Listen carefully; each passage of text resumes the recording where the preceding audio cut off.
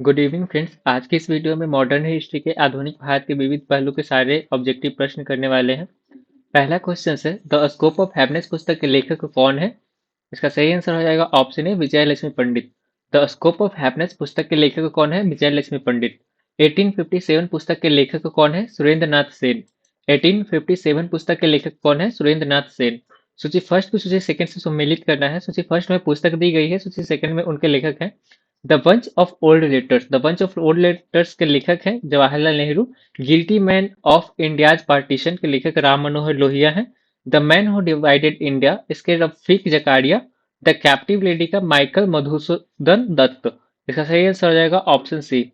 एक बार फिर से देखते हैं इसको। The bunch of old letters Jawaharlal Nehru के द्वारा लिखी पुस्तक है। Guilty man of India's partition के लेखक राम मनोहर लोहिया हैं। The man who divided India के लेखक रफीक जकारिया तथा द कैप्टिव लेडी का लेखक है Michael Madhusudan Dutt. Hints for self culture पुस्तक के लेखक कौन है? Lala Hardayal. Hints for self culture पुस्तक के लेखक कौन है? लाला हरदयाल। लेखकों एवं पुस्तकों में कौन सम्मिलित नहीं है? इसका सही आंसर हो जाएगा option D, riddles in Hinduism. Riddles in Hinduism किसकी पुस्तक है? ये है भीमराव अंबेडकर की हुई पुस्तक। फ्रीडम एंड मिडनाइट से लैरी कॉलिंस एवं डेमनेक लेपियरे का। Songs from freedom Mahatma Gandhi की लिखी पुस्तक है। तराने हिंद मोहम्मद इकबाल की तथा riddles in Hinduism Bhimrao Ambedkar की। द फिलोसफी ऑफ बॉम्ब पुस्तक के लेखक कौन है? इसके सही आंसर हो जाए भगवती चरण Bohra. The philosophy of bomb पुस्तक के लेखक कौन है? भगवती चरण बोहरा। अधोलिखित पुस्तकों एवं लेखकों में कौन सम्मिलित नहीं है? इसका सही आंसर हो जाएगा India's from Curzon to Nehru and after. इसका बरिंद्र कुमार घोष नहीं, इसका सही आंसर हो जाएगा Durga Das. India from Curzon to Nehru and after के लेखक हैं दुर्गा दास, जो 1969 में प्रकाशित हुआ था। India from Curzon to Nehru and after. Indian philosophy के लेखक हैं doctor Radha Krishnan. Foundation of Indian culture के लेखक डॉक्टर श्री अरविंद घोष है। द प्रिंसेंट मूल के लेखक रविंद्रनाथ टैगोर हैं। The story of my deportation के लेखक हैं Lala Lajpat Rai. The story of my deportation के लेखक कौन है? Lala Lajpat Rai. And introduction to the dreamland पुस्तक के लेखक हैं Bhagat Singh. And introduction to the dreamland पुस्तक के लेखक हैं भगत सिंह। जवाहरलाल नेहरू अब बायोग्राफी पुस्तक के लेखक कौन है? Frank Morris. जवाहरलाल नेहरू अब बायोग्राफी पुस्तक के लेखक कौन है? Frank Morris. निम्नलिखित में चार भाषाओं में प्रकाशित पत्रिका वाले समाचार पत्र एवं पत्रिका कौन है? बंगदूत। बंगदूत चार भाषाओं में प्रकाशित हुआ था। हिंदी भाषा में पहला साप्ताहिक समाचार पत्र कौन है? अदंत मार्तंड।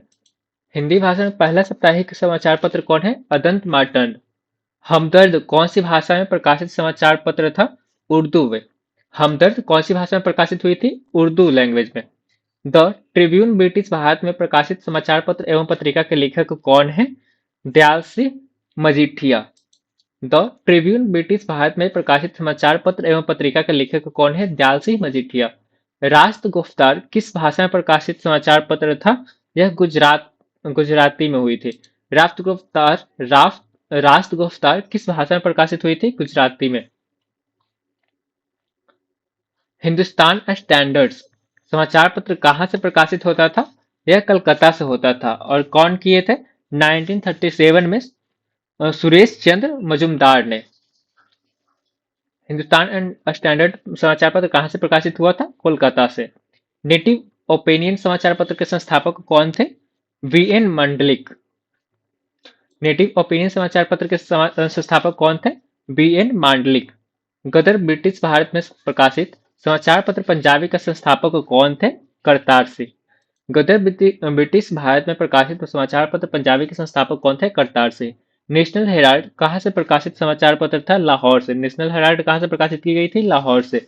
सेवा सदन के संस्थापक निम्नलिखित में से कौन है? सेवा सदन के लेखक हैं संस्थापक हैं बी.एम. मालावाड़ी। बी.एम. मालावाड़ी। सेवा सदन के संस्थापक कौन है? बी.एम. मालावाड़ी। संगत सभा का संस्थापक निम्नलिखित में से कौन है? संगत सभा का संस्थापक केशव चंद्र सेन है। देव समाज के संस्थापक कहाँ किया गया था? देव समाज का स्थापना कहाँ किया गया था? देव समाज का स्थापना की गई थी लाहौर में। हिंदू कॉलेज की स्थापना कब हुई थी? 1817 ईस्वी में। हिंदू कॉलेज कलकत्ता की स्थापना कब हुआ था? 1817 ईस्वी में। सूची फर्स्ट को सूची सेकंड से सम्मिलित करना है। सूची फर्स्ट में संस्था या संगठन दी गई है।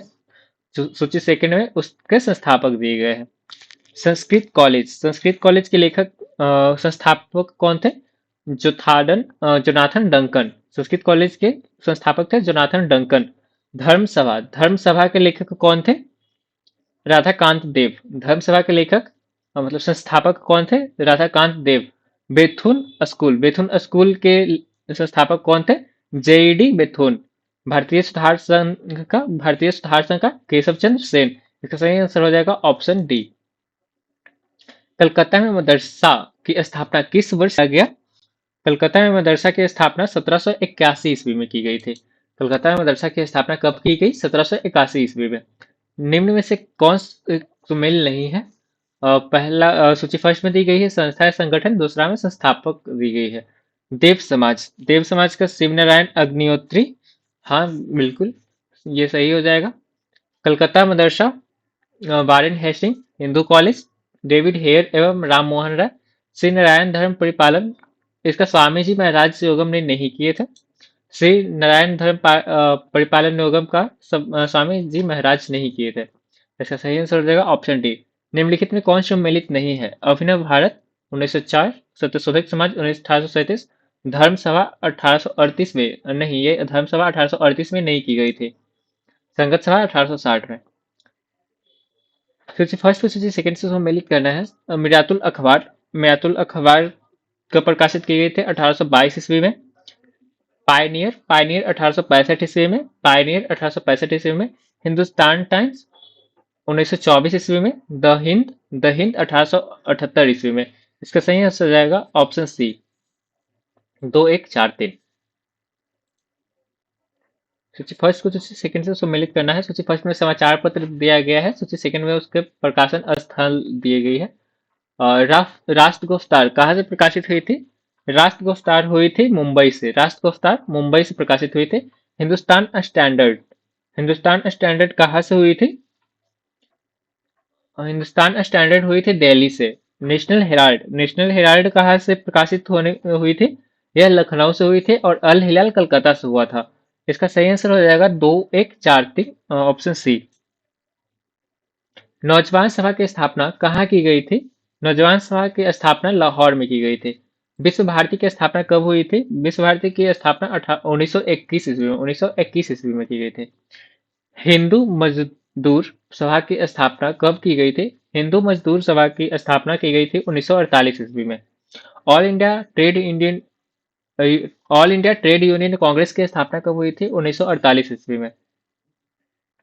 सॉरी, 1920 ईस्वी में। All India trade union Congress की स्थापना कब हुई थी? 1920 ईस्वी में।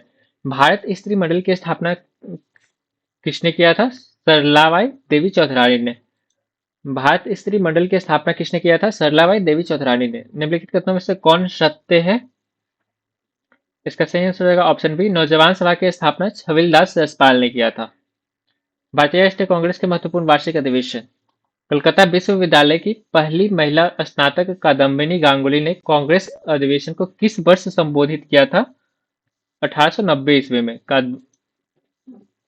कादम्बिनी गांगुली ने कांग्रेस अधिवेशन में किस वर्ष संबोधित किया था? 1890 ईस्वी में।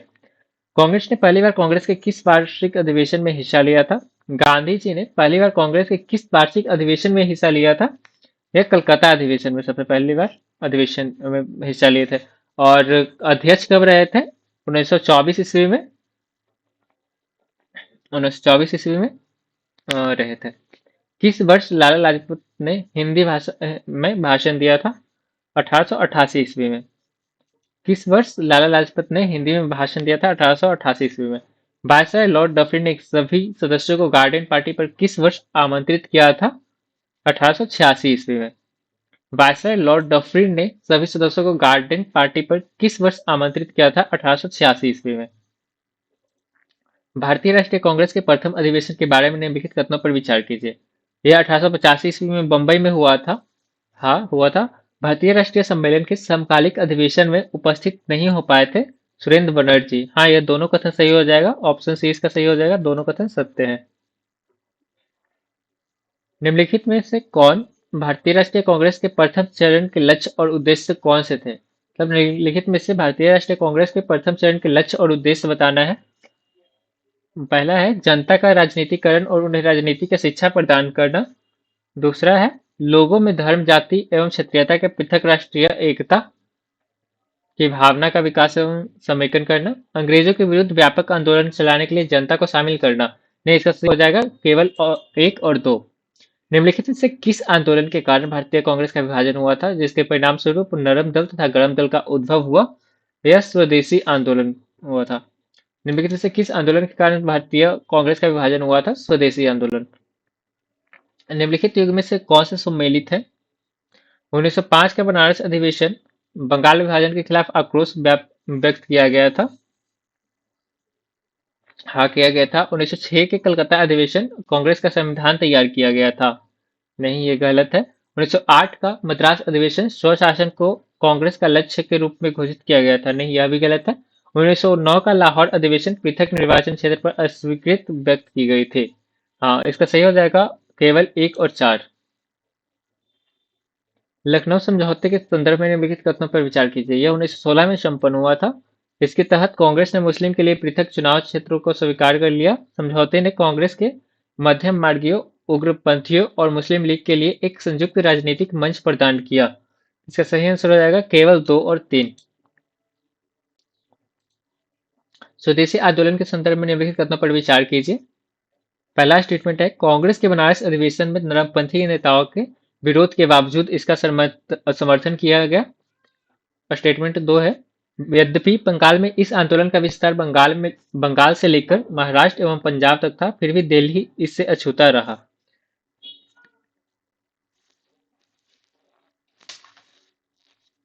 इसका दोनों ही स्टेटमेंट गलत हो जाएगी। 1905 के स्वदेशी आंदोलन से संबंधित व्यक्तियों के संबंध में निम्नलिखित कथनों पर विचार कीजिए। 1906 के ईस्ट इंडियन रेलवे की हड़ताल का आयोजन लियाकत हुसैन ने किया। रविन्द्रनाथ टैगोर ने रक्षाबंधन मनाने के आह्वान किया। बंकिम चंद्र वंदे मातरम पत्रिका के संपादक बने। यह स्टेटमेंट फर्स्ट और स्टेटमेंट सेकंड सही है, जबकि स्टेटमेंट थर्ड गलत है। भारतीय राष्ट्रीय कांग्रेस के संस्थापन के बारे में निम्नलिखित में से कौन सा कथन सही है? दिसंबर 1885 में इसे बेहतर राजनीतिक कार्यकर्ताओं द्वारा संस्थापित किया गया। यह सही है। स्वतंत्रता स्वतंत्रता पश्चात कांग्रेस का दूसरा अधिवेशन कब हुआ था? स्वतंत्रता के बाद दूसरा अधिवेशन 1950 में किया गया था। स्वतंत्रता पश्चात कांग्रेस का पहला अधिवेशन कहाँ हुआ था? पहला अधिवेशन जयपुर में किया हुआ था। और किसने किया था? सीताराम मैया ने। कार्यकारिणी के गठन के प्रश्न पर गांधी जी से विवाद हो जाने के कारण सुभाष चंद्र बोस ने अध्यक्ष पद से त्याग दे दिया। तत्पश्चात अध्यक्ष किसे बनाया गया था? डॉक्टर राजेंद्र प्रसाद को। सूरत विभाजन के संबंध में निम्नलिखित कथनों पर विचार कीजिए। गोखले की अध्यक्षता वाले आईएनसी अधिवेशन में नरमपंथियों उग्रवादियों के बीच मतभेद प्रकट हुए। नरमपंथी परिषदों के बहिष्कार के पूर्ण विरोध में थे। स्टेटमेंट थर्ड है वर्ष 1906 के कलकत्ता अधिवेशन में स्वराज्य को आईएनसी लक्ष्य घोषित किया गया। इंडियन नेशनल कांग्रेस का लक्ष्य घोषित किया गया। इसका सही आंसर हो जाएगा तीनों स्टेटमेंट। तीनों ही स्टेटमेंट सही है। निम्नलिखित कथनों पर विचार कीजिए। कांग्रेस का प्रथम अधिवेशन बंबई के ग्वालियर टैंक स्थित गोकुलदास तेजपाल संस्कृत कॉलेज में हुआ था। प्रारंभ में इसका नाम भारतीय राष्ट्रीय संघ था, किंतु दादा भाई नौरोजी के सुझाव पर भारतीय राष्ट्रीय कांग्रेस कर दिया गया। तिलक ने स्वराज मेरा जन्मसिद्ध अधिकार है, मैं इसे लेकर रहूंगा का नारा लखनऊ अधिवेशन 1936 में दिया था। यह गलत हो जाएगा। पूर्ण सिद्धांता की मांग M.A. अंसारी ने मद्रास अधिवेशन में 1927 में मांगी थी। हाँ, इसका सही आंसर हो जाएगा ऑप्शन सी। निम्नलिखित में से किस अधिवेशन में राष्ट्रीय नियोजन समिति का गठन किया गया, जिसके अध्यक्ष जवाहरलाल नेहरू बने एवं सुभाष चंद्र बोस द्वारा हिंदी भाषा के लिए रोमन लिपि लागू करने की वकालत की गई? इसका सही आंसर होगा 1938 के हरिपुरा अधिवेशन। कांग्रेस ने पहली बार देशी रियासतों के प्रति नीति घोषित की गई किस अधिवेशन में? कांग्रेस ने पहली बार देशी रियासतों के प्रति नीति घोषित की गई। किस कौन से अधिवेशन में की गई थी? 1920 के नागपुर अधिवेशन में। 1920 का नागपुर अधिवेशन में। समाजवाद को भारत की समस्या को हल करने की कुंजी बताया गया। यह किसने कहा था? जवाहरलाल नेहरू ने। समाजवाद को भारत की समस्याओं को हल करने की कुंजी किसने बताया है? जवाहरलाल नेहरू ने। नेशनल एसोसिएशन कॉन्फ्रेंस का राष्ट्रीय कांग्रेस में विलय किस वर्ष की गई थी? यह कलकत्ता 1886 ईस्वी के अधिवेशन में किया गया था। 1886 के कलकत्ता अधिवेशन में। किसान आंदोलन से प्रश्न है। बारदौली सत्याग्रह के संदर्भ में निम्नलिखित कथनों पर विचार कीजिए। बारदौली सत्याग्रह का प्राथमिक कारण राजस्व कर में वृद्धि था। इस आंदोलन में वल्लभ भाई पटेल को सरदार की उपाधि दी गई थी। आंदोलन के एक अंग के रूप में एक खुफिया दल को भी स्थापना की गई थी। यह तीनों स्टेटमेंट सही हो जाएगी। चंपारण सत्याग्रह के संदर्भ में निम्नलिखित कथनों पर विचार कीजिए। चंपारण सत्याग्रह शुरू होने के पीछे तिनकठिया प्रणाली प्रमुख कारणों में से एक थी। राजेंद्र प्रसाद जैविक कृपलानी गांव का दौरा करने और किसानों के बयान दर्ज करने के लिए गांधी जी के साथ शामिल हुए थे। सरकार द्वारा एक जांच आयोग नियुक्त किया गया था और राजेंद्र प्रसाद इनके नामित सदस्यों में से एक थे। नहीं, इसका स्टेटमेंट थर्ड गलत हो जाएगा। बाकी स्टेटमेंट फर्स्ट और स्टेटमेंट सेकंड सही हो जाएगी। ऑप्शन बी सही हो गया इसका। बारदौली सत्याग्रह के संदर्भ में निम्नलिखित कथनों पर विचार कीजिए। यह आंदोलन जनवरी 1926 में प्रारंभ हुआ, जब औपनिवेशिक अधिकारियों ने भू राजस्व में 30% की वृद्धि करने का निर्णय लिया। और स्टेटमेंट सेकंड है, यह आंदोलन अपने लक्ष्य को हासिल करने में सफल रहा था। हाँ, इसका दोनों स्टेटमेंट सही हो जाएगा। 1859 के नील विद्रोह के बारे में निम्नलिखित में से कौन सा कथन सही है? यह पूना और अहमदनगर में शुरू हुआ था। यह साहूकारों मनी लेंडर्स के विरुद्ध संचालित था। बंगाल के बुद्धिजीवियों ने इसे बढ़ावा दिया था। यह छोटे जमींदारों तथा बगान मालिकों के पूर्व कर्मचारी के विरुद्ध संचालित था। इसका ऑप्शन सी सही हो जाएगा। बंगाल के बुद्धिजीवियों ने इसे बढ़ावा दिया था। बंगाल में तेभागा किसान आंदोलन की क्या मांगे थी? जमींदारों की हिस्सेदारी को फसल के आधे भाग से कम करके एक तिहाई करना। इसका सही आंसर हो जाएगा ऑप्शन ए। निम्नलिखित युग्मों पर विचार कीजिए। विद्रोह और वर्ष दी गई है। अवध किसान आंदोलन। अवध किसान आंदोलन 1873 से 1876 ईस्वी। पावना विद्रोह 1920 और दक्कन विद्रोह 1874 से 75। इसमें सिर्फ ऑप्शन सी सही हो जाएगा, केवल 3। पावना विद्रोह के संबंध में निम्नलिखित में से कौन सा कथन गलत है? इसने उपनिवेशवाद का विरोध किया था। यह गलत हो जाएगा। एका आंदोलन के विषय में निम्नलिखित में से क्या सही है? इस आंदोलन में किसानों के एक साथ छोटे जमींदार भी शामिल थे। यह आंदोलन कांग्रेस के अनुशासित तथा अहिंसक सिद्धांतों के प्रति प्रतिबद्ध होने के कारण राष्ट्रीय आंदोलन से एकीकार हो गया। इस आंदोलन में किसानों ने इकट्ठा होकर जवरिया मजदूर न करने, अपराधी को मदद न देने एवं पंचायत के फैसलों को मानने की शपथ ली थी। इसका सही आंसर हो जाएगा ऑप्शन बी, केवल 1 और 3। सेकेंड स्टेटमेंट गलत हो जाएगा। बिहार में किसान आंदोलन का गठन कब किया गया था? 1929 ईस्वी में। बिहार में किसान आंदोलन का गठन कब किया गया था? 1929 ईस्वी में। सूची फर्स्ट को सूची सेकंड से मेलित करना है। सूची फर्स्ट में कृषक आंदोलन दिए गए हैं और सूची सेकंड में नेता या अनुयायी दिए गए हैं। एका आंदोलन के नेता कौन थे?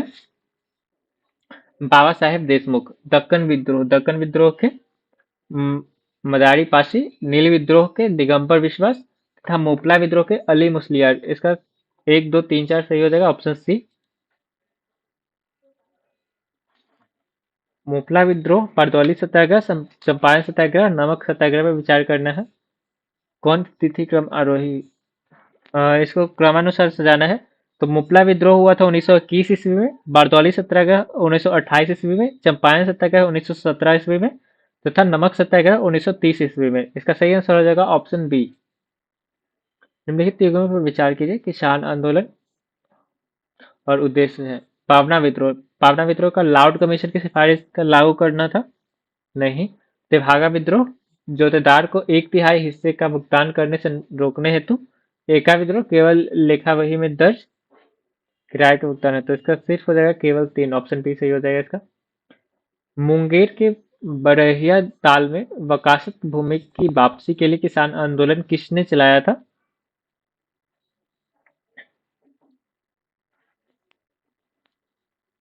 इसका सही हो जाएगा ऑप्शन बी कार्यानंद शर्मा ने।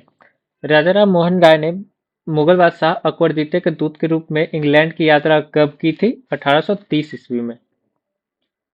भारतीय पुनर्जागरण का अग्रदूत किसे कहा जाता है? राजा राम मोहन को भारतीय पुनर्जागरण का अग्रदूत राजा राम मोहन राय को कहा जाता है। 1822 में बंगदूत नामक साप्ताहिक अखबार कितने भाषाओं में प्रकाशित की गई थी? 4 भाषाओं में। 1822 में बंगदूत नामक साप्ताहिक अखबार कितने भाषाओं में प्रकाशित की गई थी? 4 भाषाओं में। Raja Rammohan Roy east India company के राजस्व विभाग में नौकरी करनी शुरू कब किए थे? यह 1803 ईस्वी में नौकरी करना प्रारंभ किए थे। राजा राम मोहन राय का देहांत कब हुआ था? 1833 ईस्वी में हुआ था, 27 सितंबर 1833 ईस्वी को। राजा राम मोहन राय के संदर्भ में निम्नलिखित कथनों पर विचार कीजिए। उन्होंने धर्मों के तुलनात्मक अध्ययन पर बल दिया और एकेश्वरवाद की विशेषताओं को प्रेरित होकर तोहफत उल मुवाइद्दीन एकेश्वरवादियों के लिए एक उपहार नामक निबंध लिखा। उन्होंने अंग्रेजी शिक्षा का समर्थन किया। उन्होंने संवाद कौमुदी पत्रिका, मिरातुल अखबार 1822 कर प्रकाशन किया। हाँ, ये तीनों स्टेटमेंट सही हो जाएगा। ऑप्शन डी इसका सही आंसर हो जाएगा। सर सैयद अहमद खान ने साइंटिफिक सोसाइटी की स्थापना कब की थी? 1864 ईस्वी में। सर सैयद अहमद खान ने साइंटिफिक सोसाइटी की स्थापना कब किया? 1864 ईस्वी में। मुसलमानों के उत्थान और सुधार के लिए तहजीब उल अखलाक पत्रिका का प्रकाशन कब किया गया? यह 1870 ईस्वी में किया गया था। सर सैयद अहमद खान ने all India Mohammedan educational conference का गठन कब किया था? 1886 ईस्वी में। 1886 ईस्वी में। विधवा पुनर्विवाह अधिनियम कब पारित हुआ था? 1856 ईस्वी में। विद्यासागर की उपाधि से निम्नलिखित में से किसे सम्मानित किया गया था? ईश्वरचंद्र विद्यासागर को। इनका बहुत बड़ा योगदान था विधवा पुनर्विवाह अधिनियम को लाने में। ईश्वरचंद्र विद्यासागर स्त्री शिक्षा की दिशा में सुधार हेतु लगभग कितने स्कूलों की स्थापना किया था? 35 स्कूल की। स्वामी दयानंद सरस्वती का नाम दयानंद सरस्वती किसने नाम दिया था? स्वामी दयानंद सरस्वती को नाम दयानंद सरस्वती किसने दिया था? यह स्वामी पूर्णानंद ने दिया, पूर्णानंद ने। दयानंद सरस्वती के संदर्भ में निम्नलिखित कथनों पर विचार कीजिए। 1861 में मथुरा के स्वामी विजयानंद से वेदों की गहन शिक्षा ग्रहण की थी। उन्होंने वेदों की और लौटो का नारा दिया था। उन्होंने 1875 में आर्य समाज की स्थापना की थी। उन्होंने सर्वप्रथम स्वराज शब्द का प्रयोग किया था तथा हिंदी को राष्ट्रभाषा के रूप में स्वीकार किया था। इनकी मृत्यु अजमेर में 30 अक्टूबर 1883 ईस्वी को की गई हुई थी। इसका सही आंसर हो जाएगा ऑप्शन बी। तीनों स्टेटमेंट सही हो जाएंगे। गुलामगिरी किसकी महत्वपूर्ण पुस्तक है? गुलामगिरी ज्योतिबा फुले की पुस्तक है। गुलामगिरी किसके द्वारा लिखी गई थी? ज्योतिबा फुले के द्वारा। मराठा शक्ति का उदय किसकी प्रसिद्ध रचना है? महादेव गोविंद रनाडे की। मराठा शक्ति का उदय महादेव गोविंद रनाडे की पुस्तक है। सुभाष चंद्र बोस ने सिविल सर्विसेज की परीक्षा कब उत्तीर्ण की थी? सुभाष चंद्र बोस ने 1920 ईस्वी में आईसीएस की परीक्षा उत्तीर्ण की थी। 1920 ईस्वी में। आर्कटिक होम द वेदास नामक पुस्तक किसने लिखी थी? दादा भाई नौरोजी ने। आर्कटिक होम द वेदास नामक पुस्तक किसने लिखी थी? दादा भाई नौरोजी ने। अन ब्रिटिश रूल इन इंडिया पुस्तक का प्रकाशन कब किया गया था? अन ब्रिटिश रूल इन इंडिया 1901 ईस्वी में की गई थी और इसके लेखक कौन थे? Dadabhai Naoroji. Un British rule in India 1901 ईस्वी में दादा भाई नौरोजी ने इसका प्रकाशन किया था। राधा कृष्ण के अध्यक्षता में विश्वविद्यालय शिक्षा आयोग का गठन कब किया गया था? 1948 ईस्वी में। राधा कृष्ण की अध्यक्षता में विश्वविद्यालय शिक्षा आयोग का गठन 1948 ईस्वी में किया गया था। राधा कृष्ण आयोग के द्वारा दिए गए सुझाव पर अमल करते हुए तत्कालीन शिक्षा मंत्री मौलाना अबुल कलाम आजाद ने औपचारिक रूप से यूनिवर्सिटी ग्रांट्स कमीशन की नींव कब रखी थी? 28 दिसंबर 1953 ईस्वी को। यूजीसी का नींव कब रखा गया था? 28 दिसंबर 1953 ईस्वी को। निम्नलिखित युगों में से कौन सा सम्मिलित है? हिंदू विधवा पुनर्विवाह Lord William Bentinck, native marriage act Lord Northbrook तथा शारदा अधिनियम लॉर्ड इरविन। इसका केवल 2 और 3 हो जाएगा। हिंदू विधवा पुनर्विवाह का किसने किया था? इरविन ने ही किया था। इरविन ने नहीं किया था, ना पड़ेगा इसको। 1856 में लॉर्ड डलहौजी ने किया था। लॉर्ड डलहौजी ने हिंदू विधवा पुनर्विवाह का लॉर्ड डलहौजी ने 1856 ईस्वी में किया था। Native marriage act Lord Northbrook ने। सारदा अधिनियम लॉर्ड इरविन ने।